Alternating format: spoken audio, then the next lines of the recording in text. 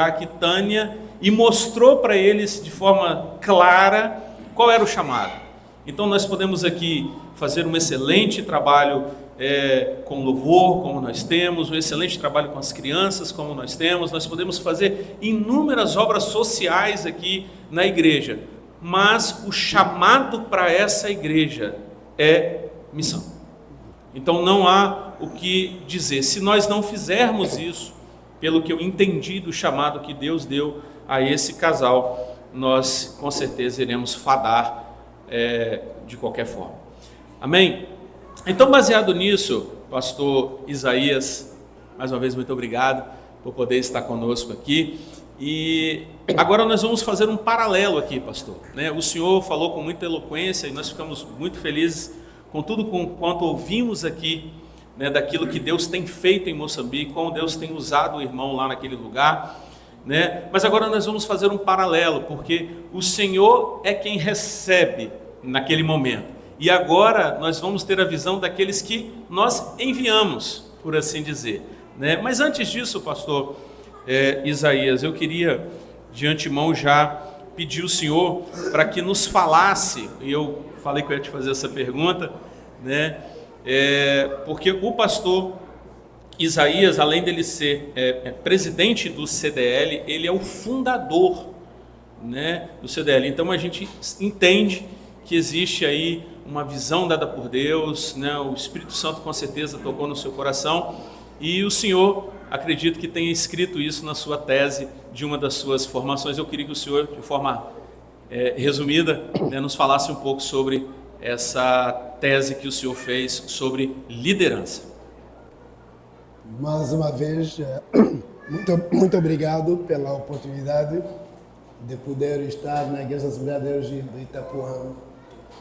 Deus tem sido muito gracioso ao longo dos anos em colocar no meu coração para ver de que maneira podemos impactar a igreja moçambicana e as igrejas nos países de língua portuguesa. E como eu mencionei na minha abertura, dizia que Moçambique é um país envolvido na religião tradicional africana. Significa que o povo é animista e eles invocam os espíritos ancestrais quando querem relacionar-se com o Criador. Então isso ficou me importunando o tempo todo. Como é que nós podemos ver mudança de paradigma? Então isso me levou, quando eu estava a fazer o estudo superior, escrever, tentar responder à pergunta de que maneira podemos fazer discípulos de ex-aderentes da religião tradicional africana no contexto da igreja africana.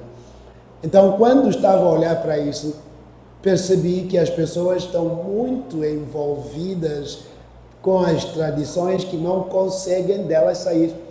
E a razão de não saída nessas tradições é que as nossas igrejas lidam mais com os comportamentos, atitudes e esquecem as coisas mais profundas. Se pudesse convidá-los a pegar uma cebola e cortassem no meio, você veria o quê? Várias rodelas, não é verdade? Lá no meio tem um miolo que eu chamaria de cosmovisão, a maneira como nós lemos as circunstâncias que nos rodeiam, a maneira como interpretamos a realidade à nossa volta. Depois disso vai seguir as crenças. O que eu creio ser a verdade sobre Deus e o que, depois disso, segue-se os valores. Como é que eu determino o certo e o errado? Como é que eu posso viver de maneira adequada no meio da sociedade? Claro, depois disso vem os comportamentos.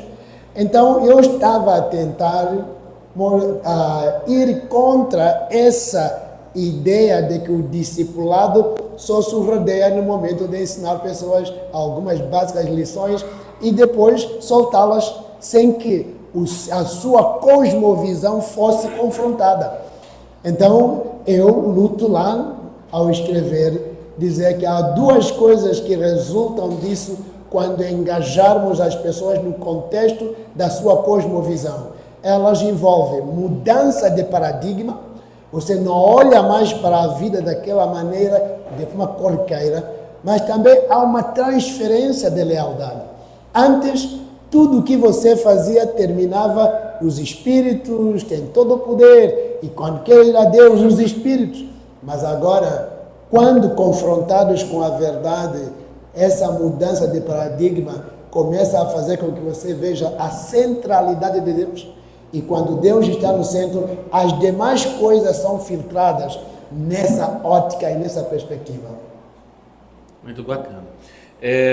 Pastor, e dentro dessa visão, né, de capacitação lá de lideranças, a gente também tem um outro lado aqui que, como eu disse, né, nós temos mais de 2 décadas ao qual o nosso casal missionário trabalha com liderança. Então, dentro, pastor Sidraque e Tânia, dessa visão que ele colocou isso de uma forma, em forma de tese, né, para ficar registrado, e colocou na prática esse CDL, como que vocês aqui encaram essa visão e veem, né, juntamente com a visão que ele teve lá aqui no Brasil e atuando fora do Brasil? Ok, é uma pergunta muito interessante. Eu mesmo me fazia essas perguntas, né? Por que Deus me deu a oportunidade de desenvolver tantos estudos acadêmicos? E foi justamente numa aula de doutorado, estava ali o professor Dr. Scott Royal, e ele fez um desafio aos alunos. Nós estávamos lá no Pará, lá em Belém, nesta aula, isso foi em 2018, ele fez esse desafio aos alunos, pois ele já conhecia o Dr. Isaías há um bom tempo, né? Para que alunos brasileiros pudessem cooperar ali. Era uma turma só de doutorandos naquela ocasião. E a partir dali meu coração começou a arder. Eu compartilhei isso com a Tânia, minha esposa, e logo já comecei, o pastor lembra, né, a enviar os primeiros e-mails para ele, né? Tivemos ali o período da pandemia, logo seguinte, que nos deu uma freada, mas logo que possível eu fui até lá. Né, foi a minha primeira ida a Moçambique, justamente com Tânia, e a nossa ida lá em Moçambique é estritamente para cooperar na área do ensino. Então, eu estou indo lá com ele, eu dou aulas, né, dou aulas em matérias assim de hebraico, já dei aulas de grego, exegese, vou dar agora de Antigo Testamento, aulas de Novo Testamento. E pela manhã nós trabalhamos ali com seminários. Os seminários são para os obreiros mais leigos, né, que não tiveram a oportunidade de estar talvez numa sala acadêmica. E ali, tanto eu quanto a Tânia, trabalhamos ali com assuntos relacionados à família. A Tânia ministrou ali numa certa altura um curso para mulheres na área de aconselhamento. E meus irmãos, pastor Zé, eu nunca falei isso para o senhor, nunca falei isso para o Rogério, mas eu falei isso para a Tânia há um tempo atrás, e eu vou abrir para os irmãos aqui. Eu falei para a Tânia umas 2 semanas atrás, eu falei assim, Tânia, eu estou um pouco preocupado, uma coisa está me deixando preocupado, você lembra disso, né? Uma coisa está me deixando muito preocupado. E ela falou, o que foi? Achou que era uma coisa séria. Irmãos, Deus tirou de mim todo o prazer, eu falei isso para a Tânia, de visitar grandes nações. Eu falei para a Tânia, eu não tenho, pastor Isaías, hoje, eu não tenho encantamento mais voltar nos Estados Unidos, não para passeio. Eu não tenho mais aquele encantamento de ir na Europa, Paris, Londres. Eu estou falando diante de Deus que está aqui. Depois, irmãos, pastor, depois eu conheci, Moçambique. Teve um dia que eu saí de lá, Tânia lembra disso. Eu saí de lá, pela primeira vez na minha vida, eu saio de um país chorando. O pastor Isaías não estava lá naquela altura. E Deus tirou de mim todo esse encantamento. Eu posso até ir, mas não tem interesse nenhum em Dubai, não tem interesse nenhum em outro país da Ásia, mas quando se fala em Moçambique, quando você fala em países da África, eu trabalho para isso.